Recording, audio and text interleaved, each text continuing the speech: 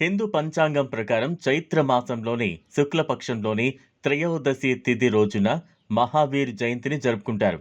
ఈ సంవత్సరం ఆయన జయంతిని మార్చి 31న నిర్వహించుకుంటున్నాం.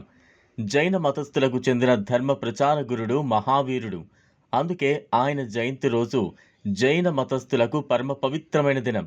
మహావీర్ జయంతి రోజున జైన మతస్థులు ఆయన గౌరవార్థం ప్రభాత్ ఫేరీ, ఊరేగింపు వంటి కార్యక్రమాలు నిర్వహిస్తారు.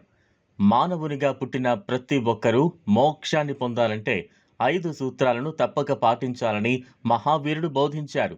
మహావీరుడు బోధించిన అహింస, ఆస్తేయ, బ్రహ్మచర్యం, సత్యం, అపరిగ్రహం అనే ఈ 5 సూత్రాలను మహావీర్ జయంతి రోజున ప్రజలందరూ స్మరించుకుంటూ ధార్మిక కార్యక్రమాల్లో పాల్గొంటారు.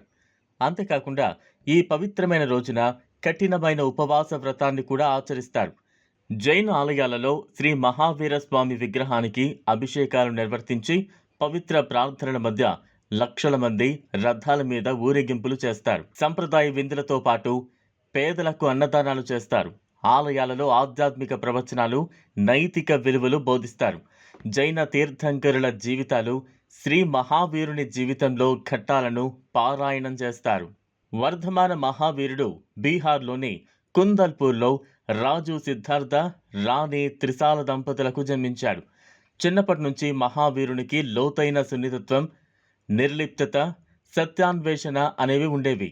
30 సంవత్సరాల వయసులో తన రాజ్యాన్ని, కుటుంబాన్ని, విలాసాలను త్యజించి తన సాధువు జీవితాన్ని చేపట్టారు.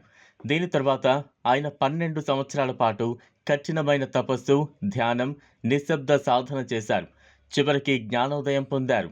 మహావీరుడు తాను సంపాదించిన జ్ఞానాన్ని నలుగురికి పంచిపెట్టడానికి మగధ రాజ్యంతో పాటు తూర్పునకు వెళ్లి తన సిద్ధాంతాలను బోధించాడు.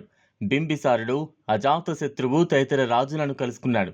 మహావీరుడు తన జీవితమంతా ప్రజా సంక్షేమం, ధర్మ ప్రచారానికి అంకితం చేశాడు. మహావీరుడు 5 జీవన సూత్రాలను బోధించాడు.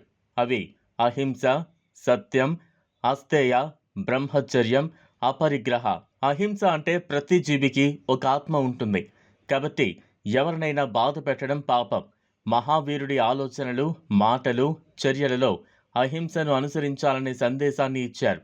ఇక రెండవది సత్యం. ఆత్మను పవిత్రం చేసుకోవడానికి నిజం మాట్లాడడమే ఏకైక మార్గం. అబద్ధాలు చెప్పడం వల్ల మనసు చంచలమై సమాజంలో అపనమ్మకం పెరుగుతుందని ఆయన చెప్పారు. మూడవది ఆస్తేయ. అనుమతి లేకుండా ఏదైనా తీసుకువెళ్లడం లేదా దొంగలించడం నేరం. జీవితంలో ఆనందానికి సంతృప్తి, స్వీయ నియంత్రణ మార్గం అంటారు వర్ధమాన మహావీరుడు. ఇక నాలుగవది బ్రహ్మచర్యం. ఆత్మ పురోగతికి బ్రహ్మచర్యం, ఇంద్రియాలపై నియంత్రణ, మానసిక, శారీరక నిగ్రహం చాలా అవసరం. ఐదవది అపరిగ్రహ. అంటే మీరు ఎంత తక్కువ సేకరిస్తే మీ జీవితం అంత సరళంగా, ప్రశాంతంగా ఉంటుంది. నిజమైన త్యాగం అంటే సంపద, వస్త్రాలు, సంబంధాలు, కోరికల పట్ల మమకారాన్ని త్యజించడం అంటారు వర్ధమాన మహావీరుడు. దేశం నలుమూలలా తిరిగి తన సిద్ధాంతాలను వ్యాప్తి చేసిన మహావీరుడు తన 72వ ఏట తుది శ్వాస విడిచారు.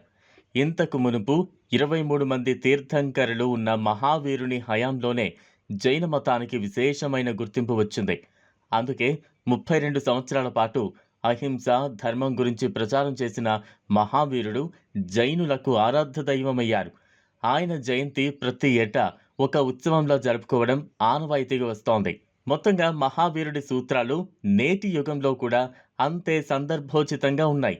మానవ జీవితాన్ని అనవసర కాంక్షలు, హింసాత్మక ధోరణులతో సంక్లిష్టం చేసుకోకుండా నిరాడంబరంగా అహింసతో జీవిస్తూ మోక్షాన్ని సాధించాలనే మహావీరుడి బోధలు సర్వకాలాలకు వర్తిస్తాయి. ప్రపంచ శాంతికి మార్గనిర్దేశం చేస్తూనే ఉంటాయి.